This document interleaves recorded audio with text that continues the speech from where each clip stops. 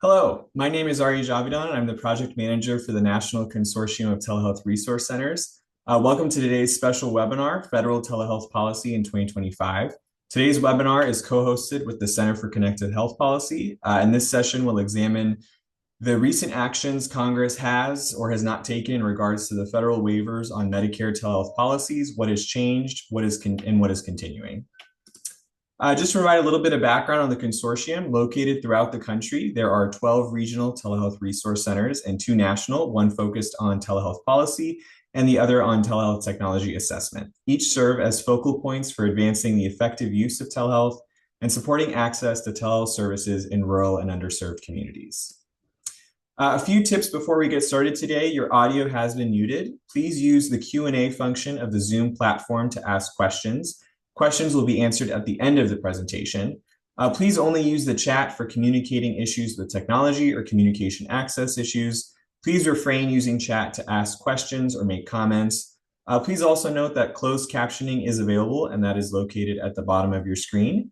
Today's webinar is also being recorded, and you will be able to access today's and past webinars on the NCTRC YouTube channel and the NCTRC website at telehealthresourcecenter.org. With that, I will pass it over to today's speaker, May Kwong, Executive Director for the Center for Connected Health Policy. Thank you, Ari, and thank you everyone for being here today. Before we get started, I just want to say I hope everyone is staying safe and healthy and happy. There is a lot going on in the world today, so I just wish everybody is staying safe now. So as Arya mentioned, my name is May Kwong. I am the Executive Director at the Center for Connected Health Policy. And today we're going to be talking about what's going on the federal level in regards to telehealth policy, though I do touch a little bit upon what's going on in the states as well. Few disclaimers before we get started today. Please know that any information provided in today's talk should not be considered legal advice. It is strictly for informational and educational purposes. If you do want formal legal opinion, we highly recommend that you consult with legal counsel. And also know if I happen to mention a company or show a picture of a product, know that neither I nor CCHP has any type of financial arrangement or relationship or affiliation with such a company. A little bit of background about CCHP. We were actually started as a California telehealth policy organization as a program underneath the Public Health Institute. We were founded in 2009. An opportunity to become the federally designated National Telehealth Policy Resource Center became available in 2012 through funding from HRSA. We applied for that funding, we got it, and we've been serving in that capacity ever since. As Arya mentioned, there are actually 13 other telehealth resource centers, and he, went over that with you, so I'm not going to repeat that, but know that we all work very collaboratively together. So while we highly recommend that you reach out to your regional telehealth resource center that covers the specific state you're interested in, if you happen to reach out to any of us, we will make sure you get to the right person if that particular TRC is not the right person to contact with your question. CCHP does act as the administrator for the National Consortium Telehealth Resource Center. That just basically means we provide a focal point for communications for folks so they're not trying to figure out which one to reach if they don't know exactly, or if they're not trying to reach out to all 14 of us if they wanted to talk to all the TRCs. CCHP also runs a group in California called the California Telehealth Policy Coalition, and that is devoted to California state telehealth policy. So if you are interested in that, please reach out to CCHP and I can provide you with more information about that group. And Arya has already gone over this again, but again, I just really want to encourage everyone, if you haven't already, definitely reach out to your telehealth resource center. I always say they are the most knowledgeable folks in the country around telehealth. Combined, we have hundreds of years of experience with telehealth policy, telehealth operations, just basically everything related to telehealth. So I highly encourage you to reach out to your telehealth resource center. So for today, we're going to go over a couple of things. Arya mentioned that this would be on federal policy and recent actions by Congress, and that's definitely part of the presentation, but I wanted to go over a couple of other things as well too, just because given the questions that have come in recently to CCHP, there seems to be still some confusion out there on really, what policies are in place and certain actions that have happened that have caused confusion because maybe certain policies are in conflict or seem to contradict each other. So I want to try to clear up some of those frequently asked questions that we've been receiving at CCHP. And then talk a little bit more about other federally related telehealth policies, and as well as a little bit of what's going on in the states. So first off, for those who may not be as familiar with it, these are sort of your main sources of how telehealth policy is developed. And it's really for any policy, no matter what the subject that you're talking about. Most people are really familiar with the first two, legislation and regulations. A governing body such as Congress or your state legislature passes a law. It's put into place, and there's usually like an agency that oversees the implementation of that law, some sort of regulatory agency or administrating agency. And then they promulgate regulations on like how that law would be carried out, how it will be enforced. And then they also may issue agency guidelines or letters. So for those who may be familiar with Medicaid programs, sometimes you may get like a provider letter that is sent out by the Medicaid agency. It's not regulations, it's not laws, but it's a sort of further clarification of their policy. The fourth one, court cases, people may not be as familiar with it, but over the last couple of years, it's sort of gained a lot more relevancy in development of policy, particularly in telehealth. So those are important to keep an eye on. And I wanted to start off by talking about these because this is kind of where we get into some of the confusion, because there may be like a law in place, but then you'll see something that was done on the regulatory side of things, and you're like, well, it seems like it's kind of confusing or in conflict with each other. So I wanted to be sure everybody understood, like, these are all elements that go into developing telehealth policy. And usually it works in a linear fashion in that it goes laws, regulations, and then like guidelines. So there needs to be further clarifications. But sometimes things get a little bit off kilter due to various factors as well. And we'll talk more about that and how that may have happened with some of the telehealth policy elements that are currently going on right now. So first off, federal CMS and Medicare reimbursement and coverage. Most of you are probably really aware of this Medicare telehealth policy evolution. This is like a really, really high level overview of that. Before COVID-19, for Medicare telehealth policy was concerned, very limited. It was actually one of the more restricted telehealth policies in the nation. A lot of states had like really advanced far ahead of like what Medicare was doing. And these policies, the pre-COVID ones, the permanent, and now from now on, I'll refer to them as permanent Medicare telehealth policy, were really restrictive. There were requirements and limitations on where the patient had to be located in order for that telehealth visit to qualify for reimbursement. And that was limited by both geography and also by site. So for those who may not be familiar, the geographic limitation was that it had to be in a rural health professional shortage area or a non-metropolitan statistical area. So it was very limiting in where those eligible locations could be. And then to top it off, you also had to meet like a site requirement in that the patient had to be in a certain type of building during the telehealth interaction. And it was usually like a healthcare setting, like a hospital, clinic, doctor's office.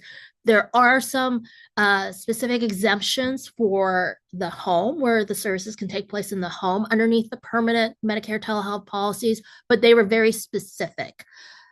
So fast forward to the pandemic, and suddenly for one thing, it was a highly contagious disease. So people were trying to make sure that contact was limited. And one way of using telehealth to cut down on that sort of in-person interaction and not potentially expose people more to COVID-19 was using telehealth.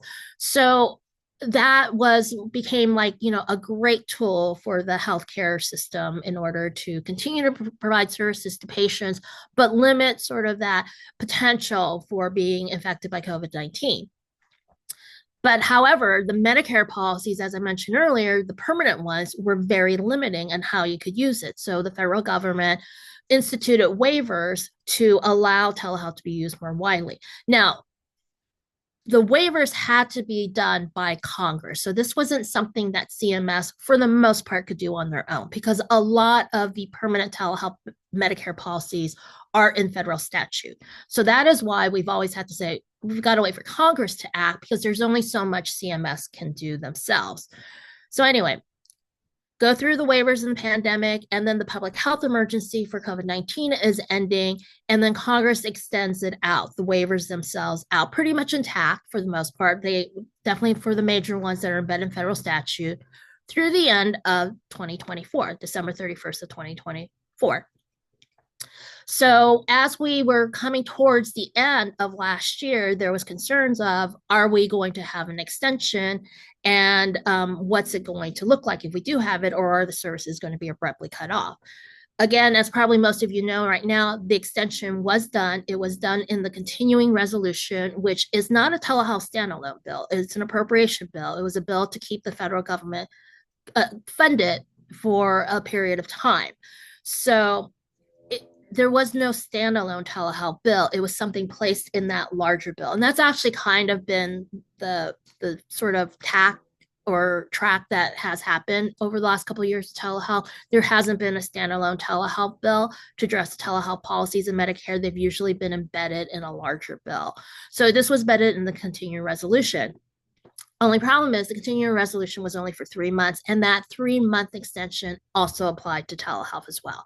So now we have a new end date for the telehealth waivers of March 31st, 2025, which as of today is, a little bit more than about 2.5 months at this point.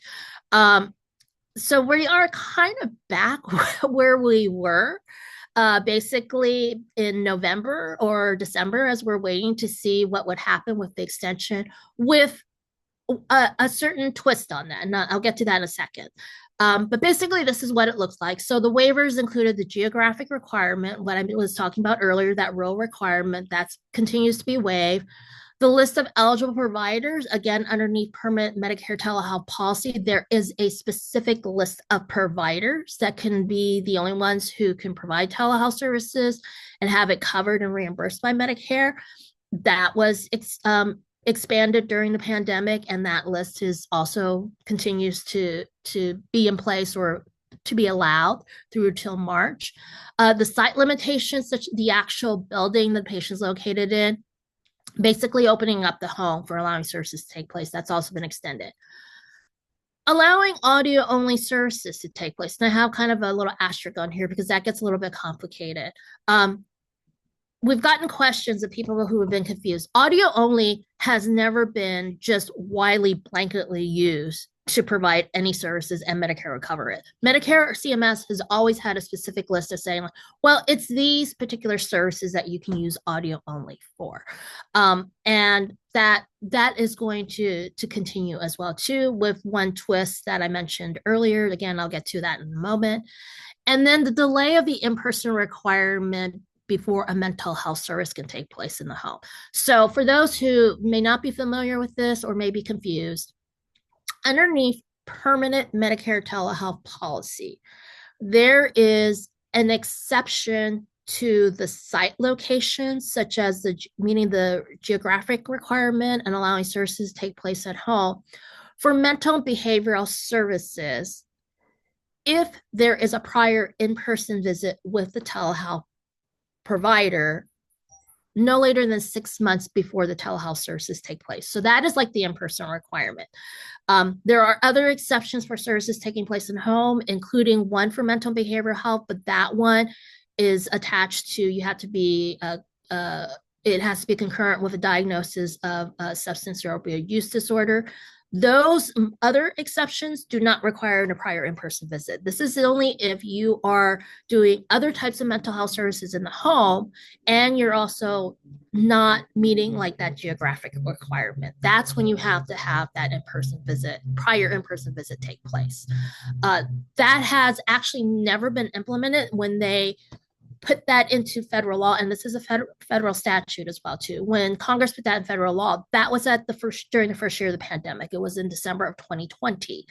But it was never instituted because we've always been, since it was put into federal law, we've always been underneath this waiver state with telehealth policy. So it's never been implemented, and it won't be until we're actually kind of out of this waiver state here. But it is something that is there in federal law.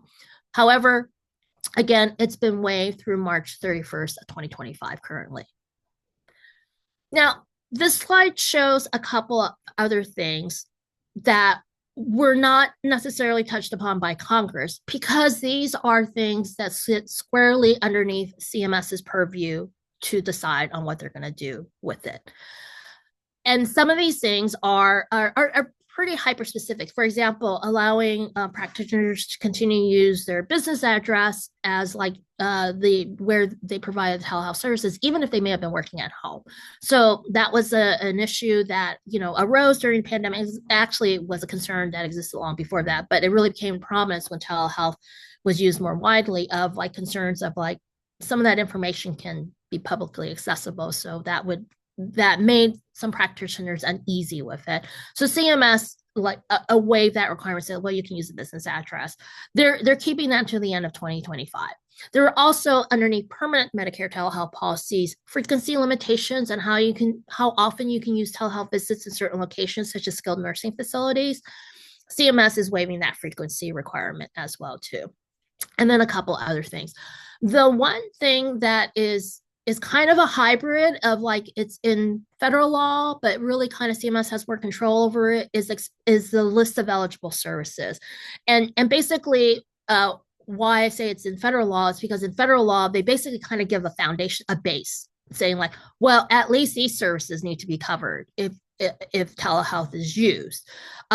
But then they also have like additional language saying, and any other services that the secretary, essentially CMS, decides they want to add to the list. So that's why it's kind of a little bit of hybrid. In statute, there's like a base, but really kind of the power or is really in CMS's hands at this point, as far as like adding new services, because the law only requires like a base level of things to happen there as well too. So that one's like kind of like the little bit of outlier where it's not clearly separated out of like, Congress controls, CMS has control type of thing. So what are some of the frequently asked questions and why have I been alluding to? Well, there's like kind of a twist on things of like why there may be some confusion based upon the extension of this additional 3 months that Congress did. And the reason for that is you have to understand sort of like the timing of things happening here. So usually when policy happens, it usually starts a lot of times with legislation. A law is passed, and then it goes to, the law is passed, it's put on the books, then like a regulatory agency or administrating agency, whatever agency or department is overseeing that particular law and its implementation and enforcement, they do regulations. And, for those who aren't familiar with it, sort of like just very briefly, that process is they'll write up regulations, they'll send them out for public comment, they take in the public comment, and then they finalize them. And then we go to like the other sort of like third element of developing policy that I mentioned earlier, guidance and letters, if there needs to be like additional clarifications on what they meant by the regulations or like additional details that they want to add. And usually this works fine. This is kind of like the process that we've gone through with like any type of like law. It goes laws, regulations, and then maybe some clarification from like the agents themselves a little bit later on. However, what happened with the telehealth policy here is that you had Congress taking action and you had CMS taking an actions through the physician fee schedule that they did in 2024 that was for 2025, and the timing is off. And some of like the policies aren't quite aligned, instead of like this, they're like a little bit like offline a little bit. And that's causing, I think, confusion for some folks as well too. And the reason for that is like, this is how the timing usually works. So CMS has a fairly kind of established timeline on when they need to do their physician fee schedule. I think they actually start like immediately after the previous one had been finalized, like late in the year, like in December, where they start drafting and developing what policies they're going to introduce for like the following year, the next year. So for our physician fee schedule for 2025, they were already probably starting work on that in December of 2023. So they have to start work on that, develop their proposals and everything, and then, go through their internal process to get it vetted and checked over, comments back and there, et cetera, et cetera. And then they publish them usually in July. So they publish them for public comment, and then they allow 60 days for the public to make comments and send back feedback on those proposals. And they are required by law to have that public comment period. So they take in those comments after the deadline for the comment period, and then they have to again by law respond to all of those comments and then make any adjustments that they may want for their final version of those proposals. And then those proposals are usually published around November. And for the most part, CMS has stuck to it. There have been since I've been doing this, like maybe one or two occasions where they were a little bit late, like the final version may have been published in very early December, or things came out very late in July as opposed to kind of more the beginning of July. But for the most part, CMS has to stick to this because a lot of it is they're required to by law because of the public comment period, et cetera, and needing to respond back to those comments. So you have like the timing here for CMS, it's pretty set. Now, Congress does have like sort of deadlines imposed on them as well, such as, they knew the telehealth waivers were expiring at the end of the year. So they knew they had that deadline there, but they didn't have sort of like this really set out deadline of like, or milestones or timeline that CMS had. All this to say is when CMS was developing their 2025 physician fee schedule proposals, the only information they had to work with that they knew about with those telehealth waivers was they were expiring December 31st, 2024. They had to like work with that information and they had to develop their proposals accordingly. So that is why their CMS proposals seem to take into consideration of like, the waivers have expired come January 1st, because that was all that they knew when they were going through their timeline doing this. So that's why when Congress did act, and I will remind people, Congress did not fully pass the waivers until, and it was like signed by the president until December 21st, 2024. So we got very close to that deadline. So that's the reason why you have a little bit of like not quite alignment on some of the policies from the physician fee schedule that CMS put out for 2025 and now this extended 3-month period here. And I'll show you an example of that. So Congress, as I mentioned earlier, they said like, okay, the eligible provider list, that expanded list, it can continue through March of 31st, 2025. That's still in play here. CMS with their physician fee schedule. Now, CMS cannot add practitioners or eligible providers onto the eligible telehealth list. However, what they said was in the 2025 physician fee schedule is in that, well, those federal laws have a specific list of practitioners that they name, and those telehealth policies are meant to apply to those practitioners. So that leaves us free to develop policies for folks that aren't on those lists, such as institutions like FQHCs and RHCs. And they did do this before, and they did this before, like a couple years ago, for opioid treatment programs. So they applied the same logic for FQHCs and RHCs. And what they said in the physician fee schedule for 2025 is that we will continue to allow FQHCs and RHCs to use telehealth to provide services until the end of 2025. So right there, you see like kind of a misalignment there on the policies because, again, CMS was operating under the knowledge that they had at the time that the waivers could potentially end on December 31st, 2024. So they with what was in their powers, they extended it out additional years for FQHCs and RHCs. Now, this is not like a particularly major disruption or anything or conflict here, because basically this is like a policy is overlapping each other. So yeah, this doesn't make too much of a difference. They're both saying like, at least through March 31st, 2025, FQHCs and RHCs continue to use telehealth to provide services underneath Medicare and they'll get reimbursed. So it's just kind of like an overlapping policy. It only becomes important if nothing is done about the March 31st deadline and suddenly, the waivers end, we know CMS has a policy in place to continue it on for an additional 9 months for FQHCs and RFCs. So this is like a case where it's overlapping, and it's not too big of a deal here. There's not too much of a like, well, wait, what are we supposed to do kind of question that comes up with this particular policy. However, where there's more confusion, and we've gotten emails about this, is regarding audio only. So what's covered by audio only now? Now, I mentioned earlier that even during the pandemic where audio only was concerned, CMS has never done a blanket, well, you can do anything via audio only. They have said, like, no, you can only do certain services and use audio only, and we will pay for that. What happened is that underneath the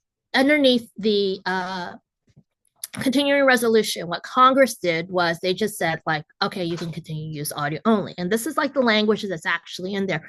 And if you look at that language, again, they don't really explicitly say the services. They basically refer back to like that base level of services that's in federal statute, and saying like, and whatever the secretary kind of wants to do. So again, kind of leaving like a lot of power in CMS's hands on, like, what audio only services.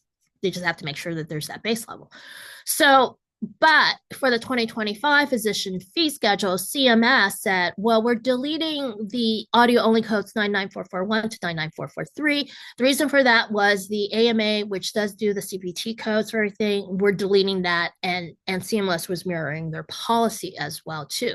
But also the reason they were deleting that, again, they were operating underneath the information that they had at the time, which was the waivers were expiring. And when the waivers expired, the only way you can use audio only was with provision of mental health services based on other policies that were in place underneath permanent telehealth policies. So the CMS policy that they have now, especially the eligible telehealth services list, which is available, the 2025 version, that's the link that you can like go and click on and like pull up that list. You will see like 99441 and 99443 as deleted on that list. And for audio only, you will see some mental health services that are listed on there that you can use in code. This is where you have these two tracks of policy making where there is suddenly now a misalignment. Unlike the FQHC where there was an overlap, so it's not too big of a deal there unless the deadline happens and nothing happens on the congressional side of things. That's when it kind of kicks in. This is where you kind of see like it's a little bit like not aligned with each other.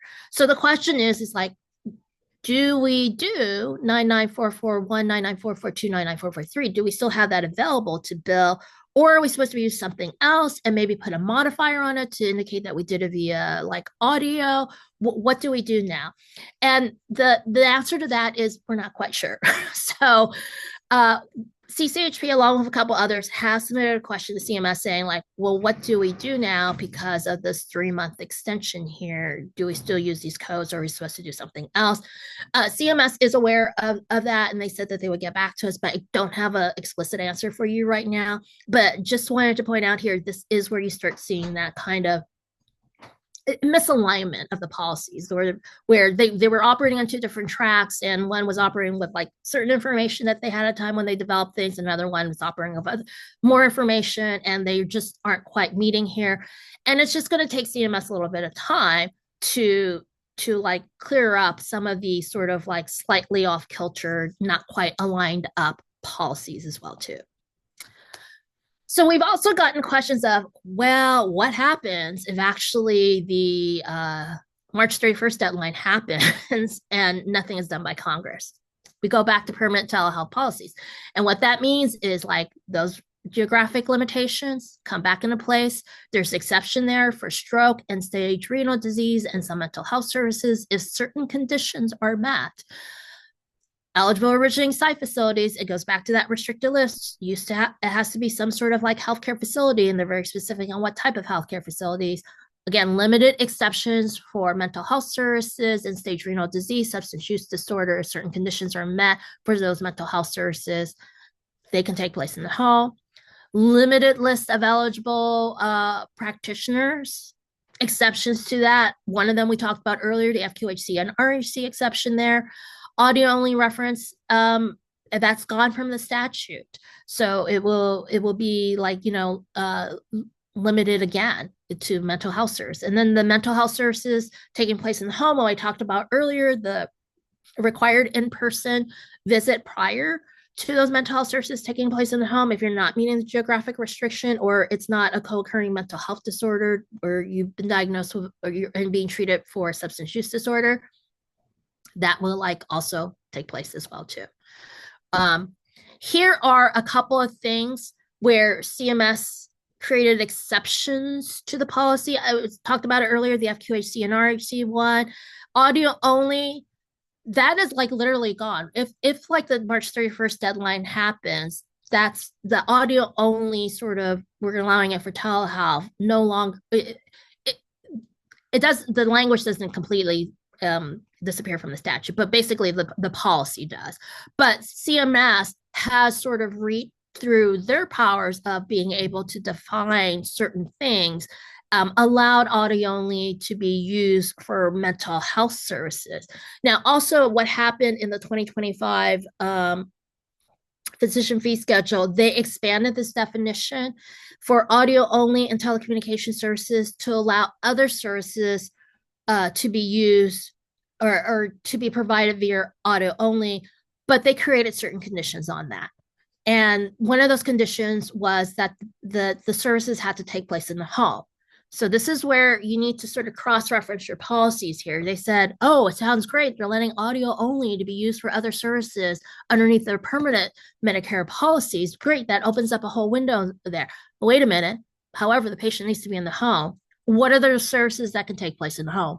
Limited. End-stage renal disease, the certain mental health services. So it's not as expensive as you may think, but it is definitely continuing to allow audio only to be used, at least for some other services, rather than just completely cut it off there. And then we talked about like the in-person requirement. Keep in mind the prior in-person required for mental health services taking place in the home, not meeting the geographic requirement there. There needs to be a follow-up every 12 months, another in-person visit every 12 months. They created an exception to that is if the provider and patient determine that it will be detrimental to delay those telehealth services as you try to get that in-person visit done. So these are like, again, sort of like the interactions of like where policy happens. And what I was talking about earlier of like, oh, you have like the law passed, but then you got the finer details being fleshed out through regulations by an administrating agency. And that's kind of what this is as well too. And sometimes that kind of helps it and makes it a little bit more expansive, but other times it's like, oh, that's like an additional detail that might make it a little bit more complicated as well too. Audio only, again, I just wanted to put out, this is this is what CMS wrote there, and wanted to point out that it is very specific. It says the beneficiary is in their home, and remember what are the services that can take place in the home when you're talking about permanent Medicare telehealth policy. So I do want to keep emphasizing that in case people are confused and think that this change in the definition allowed for like a much broader set of services take place in the home if we went to permanent Medicare telehealth policy. Via audio only, like more services in the home via audio only. It doesn't because of the limited set of services that can take place in the home underneath Medicare permanent telehealth policy. I know it's very confusing because we go back and forth between permanent and the waivers, but this is like how it's set up right now. Prescribing controlled substance. This is the other area of federal telehealth policy that people may have questions about. Again, sort of like our overview timeline. For those who are not familiar with it, the Medicare, the prescribing controlled substance telehealth policy, Congress actually did not do anything about that during the pandemic because that policy was already in place in federal law. So in federal law, where telehealth is concerned, there is a certain section underneath the prescribing of controlled substances that's specific to telehealth, and there are certain exceptions in place, and those existed before the pandemic.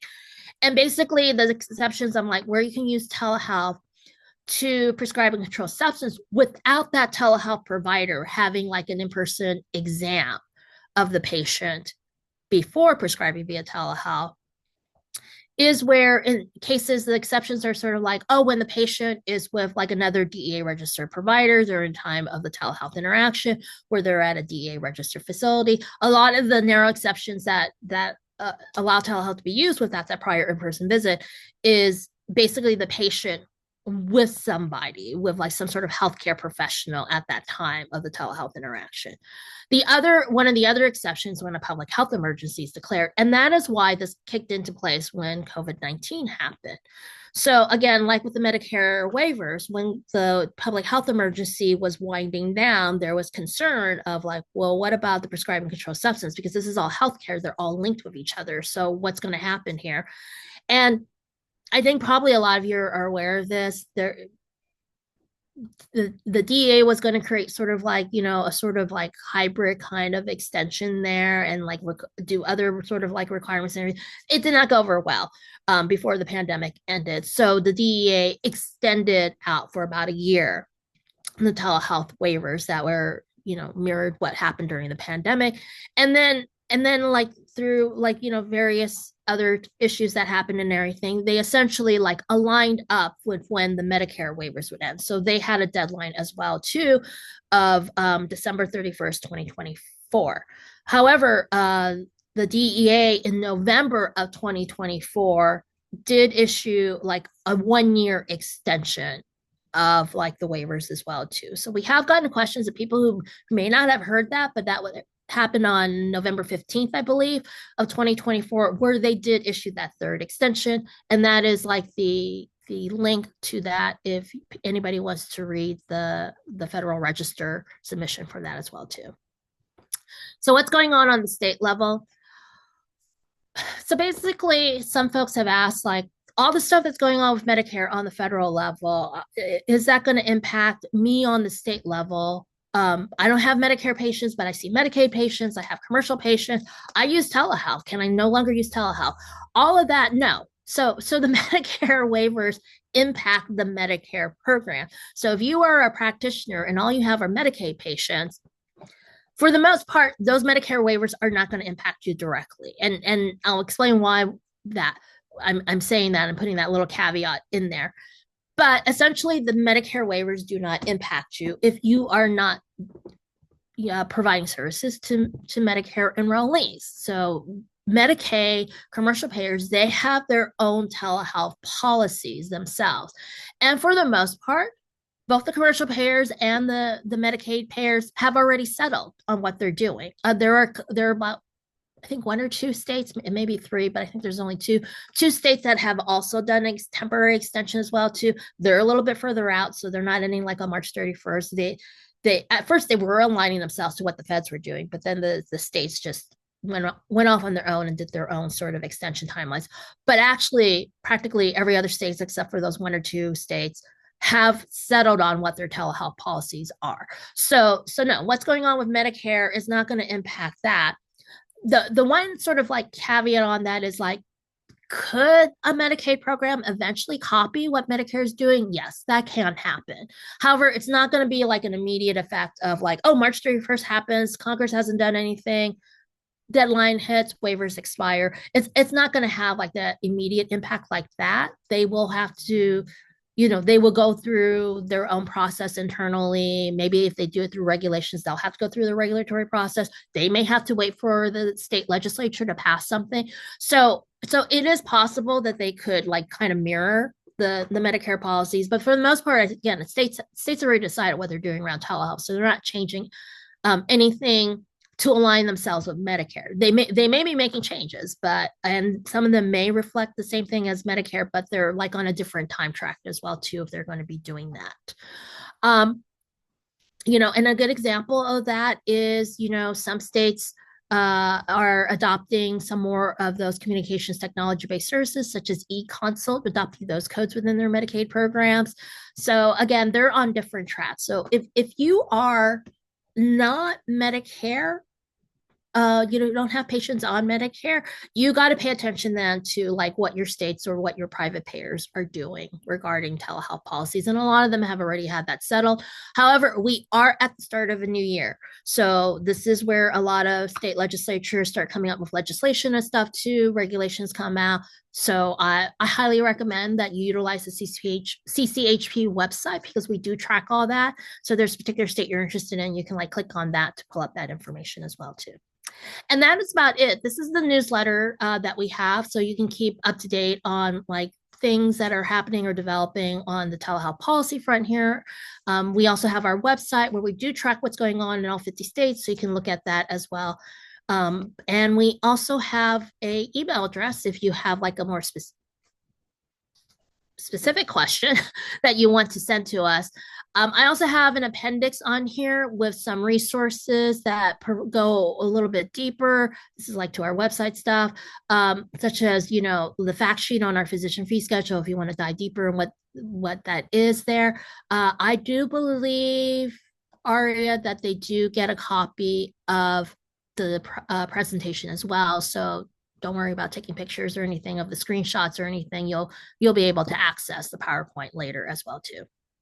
All right, we have 20 minutes, and I will also apologize right now to the captioner if I was going too fast. But we have 20 minutes here. I will try to answer as many questions as possible. How's commercial insurance handling this? Same as Medicare? I answer that question. It's going to depend on each commercial payer.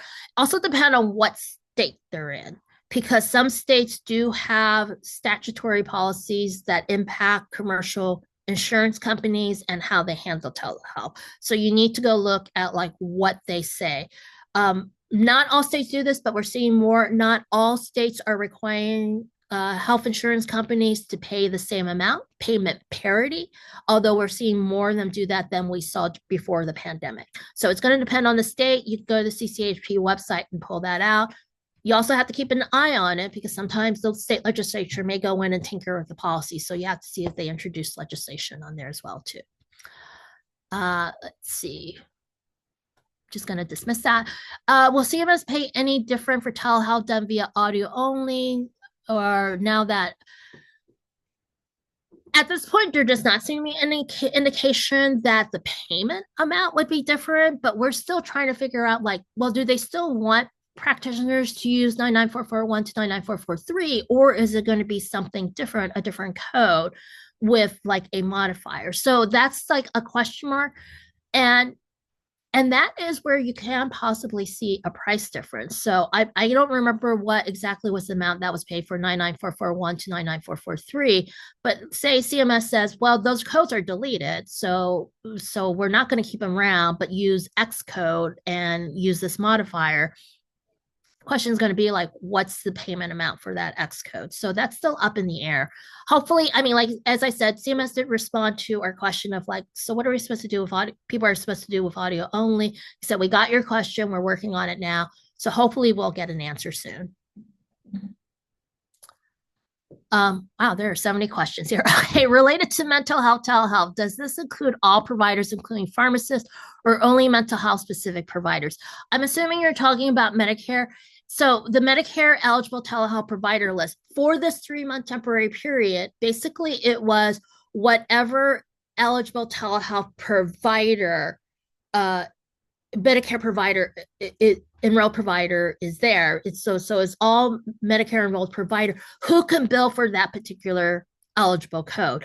So the question is going to be like, first, are the pharmacists like an eligible Medicare telehealth provider, and then can they bill those codes that are eligible on that telehealth list? So it's a 2-step process for them. And I'm not sure exactly. So I'm not sure if like pharmacists are included in like that eligible Medicare provider pool. And then if they are able to bill for those specific codes that are on that list. So you're going to have to like look into that and see like if that is true. If they're an eligible provider, the congressional waiver was pretty blanket and said like we extended to like an eligible bill those eligible telehealth service codes as well too. There has been questions on how Medicare defines patient home. Does this mean the residential address, what the worker address, or other locations provider office? So CMS did say when a couple years ago, when the prior in-person mental health visit happened, where they said it's their residential address, whatever they consider their residential address, and it could be something such as the home, like what probably most people would think of home, but also where, it could be like a nursing facility as well, or a temporary shelter. They did say that that was eligible as well. And they did not say work, though. I don't believe that they said work. So something like that probably would not work, but they did expand it out from what most people would probably think of as home to include sort of like those other types of facilities or other like locations where people may need to like have like temporary shelter as well. They did allow those to be part of the definition of patient home. Do health and behavioral assessment codes count towards the telemental health in-person requirements? Thank you. So the prior in-person visit requirement, CMS also clarified that a couple of years ago. They said that that has to be a visit that was covered by Medicare or would have been covered by Medicare had that patient had Medicare coverage at the time of the visit. So if these codes that you're talking about, if they are something that's covered by Medicare and you use that to meet your prior in-person visit requirement, then yes, that should work. So CMS did, and this is again where you get clarification from CMS, because all the law says is like there had to be a prior in-person visit. And then CMS got a little bit more specific. They said, well, yeah, and that prior in-person visit has to be like something that Medicare paid for or would have paid for if they had Medicare coverage at the time. So if those codes are codes that CMS would have paid, Medicare would have covered, that should meet that requirement there. Layers, you just got layers of the policies. Regarding telemental health, I have providers asking if the in-person visit must be with the same provider, same group specialty group, or the PCC. I haven't found any official resource. Please, thank you. I think this one, I am going off memory here. I think it could still be in the same provider group, but for the most part, it has to be with that provider. It has to be with that telehealth provider. And that's kind of been the trip up when this policy was put in place, that the prior in-person visit policy was put in place, that that makes it difficult if like there's like great distance between them. But yes, for the most part, it does have to be. I'm going to say it does have to be with a telehealth provider. I can't remember if there was some sort of exception, I thought, for if they were in the same group, but don't hold me to that. I'll need to go back and look at that. It's been a couple of years. Also keep in mind, I mean, this prior in-person visit thing is not popular. It's never been instituted, but there's also some congressional members who don't really like it as well too. So I'm kind of hoping at some point Congress maybe like takes it out there. So CPT 99441 and 944, you delete it and replace by CMS, but telehealth services will be paid with 992 with 93 of Medicare. We're trying to confirm that. That was the thought that we had as well too, but we wanted to confirm that with CMS, that may be like what the route that they take. That's why I was saying that, it would be possibly another code, and then you would have to put a modifier to note that you may have done it via audio only. You just mentioned that the in-person requirement was waived for opioid use or substance use. Can you tell when that happened? No. So, okay, I understand what you're talking about. So it's not that it was waived. Again, this is you have to understand the time. This is a timeline of telehealth policy development here.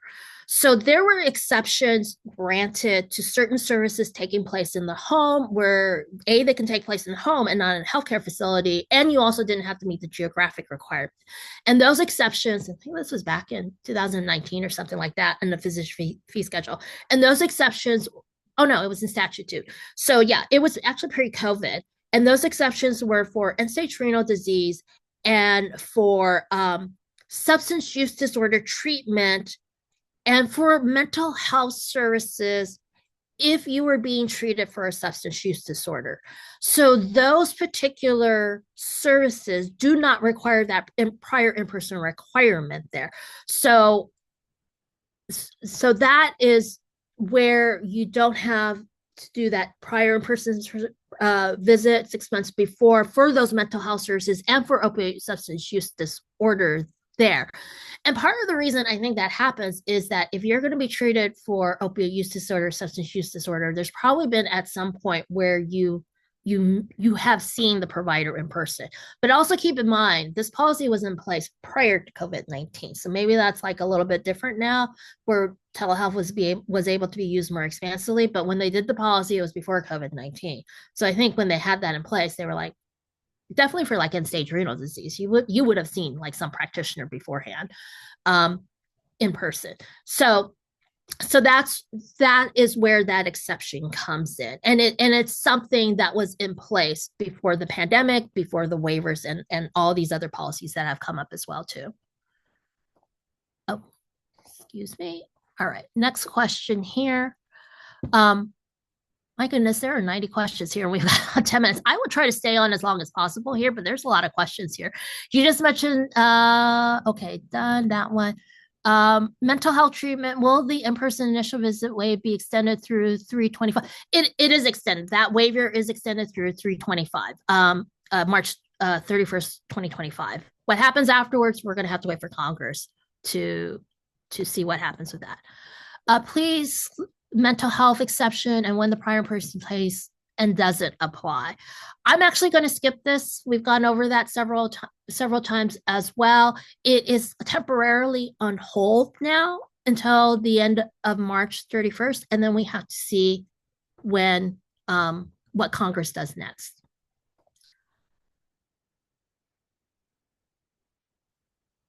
All right, this is just a repeat of questions here. Can you speak to private payer billing and any action federally that may require parity?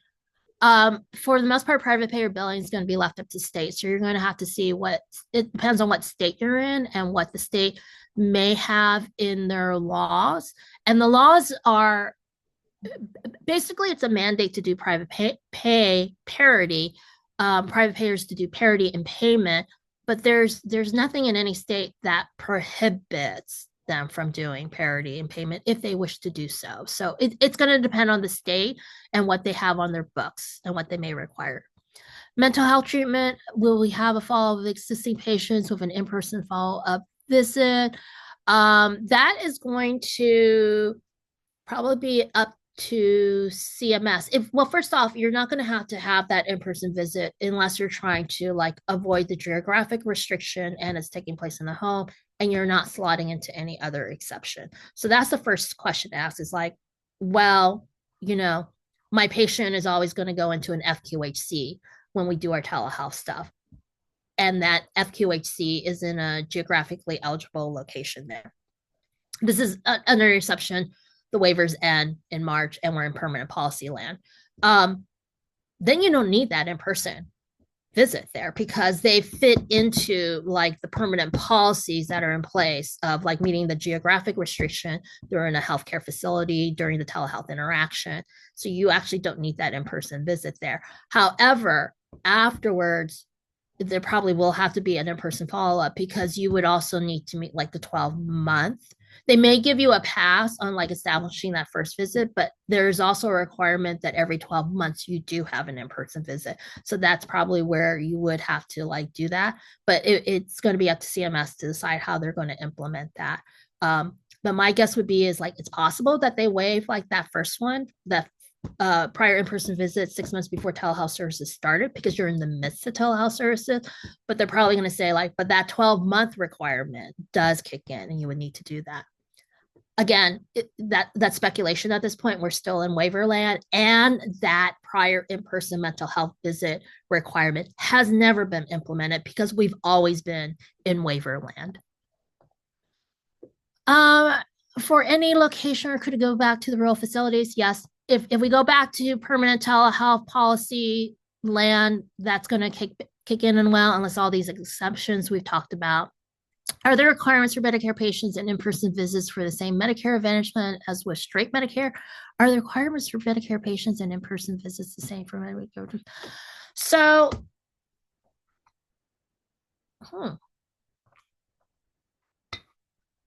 here's the thing. So the telehealth restrictions that we see for its original Medicare. That's like the fee for service stuff. That's like kind of like the baseline. The Medicare Advantage plans actually have like more flexibility in what they can do. So I actually don't think they need that prior in-person visit because they've always had the flexibility to allow the home to be an originating site there.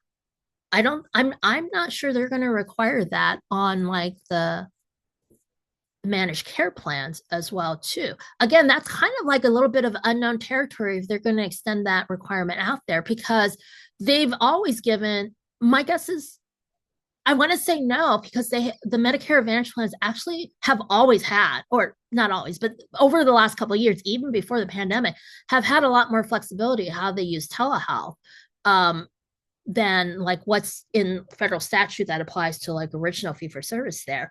But since that policy's never been implemented, the in-person policy's never been implemented, I don't know if CMS is going to take a different tack on that. So that might be a wait and see type of situation. I noticed on the NARC website that the RHCs, FQACs may still use the CS modifier for the same telehealth services. I thought CS modifier 108 once the PHE was over. Can you answer if the CSF modifier might be used in telehealth for 2025? If so, do you have a scenario? Last is just for FQACs and RHCs. I thought they were supposed to use FQ, but I can't remember that offhand. Jody, we're just going to have to get back to you on that. Hold on.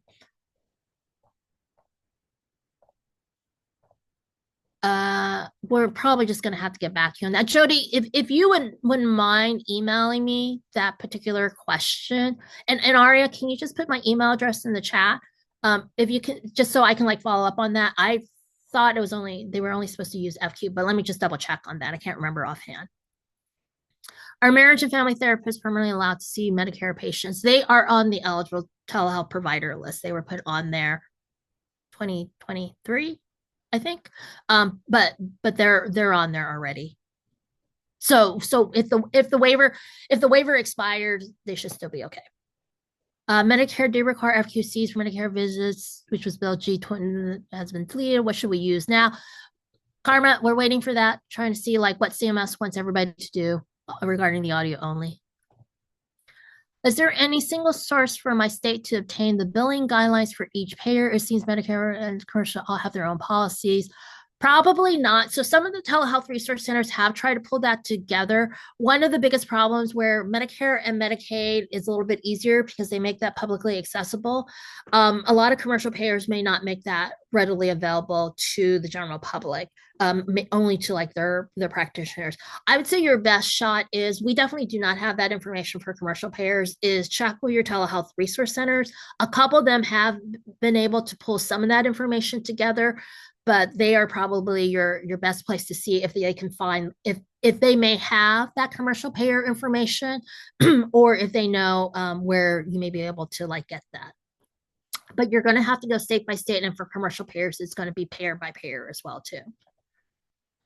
If the in-person waiver is not extended, what, if any, penalty will apply if the in-person requirement is not met? That's up to CMS. Again, it's a policy that's not been instituted yet, so we don't know, like, you know, how they're going to check on it, how they're going to monitor it, what they're going to do with it. Guessing this question is for the end of the session. Can providers still use 99241 with GT modifier, only new codes and established patient codes? Check the telehealth services list. The 2025 version is out. The link is in my presentation, so you can search for it on Google. It's just Medicare telehealth services list, and that will pop up as well. Or you can, when my PowerPoint's available, I have that link in the PowerPoint as well too. Can hospital employees continue to provide telehealth service and be reimbursed by Medicare per the LPS final? It seems that they were no longer be relevant, or should we continue to bill under PFS rules?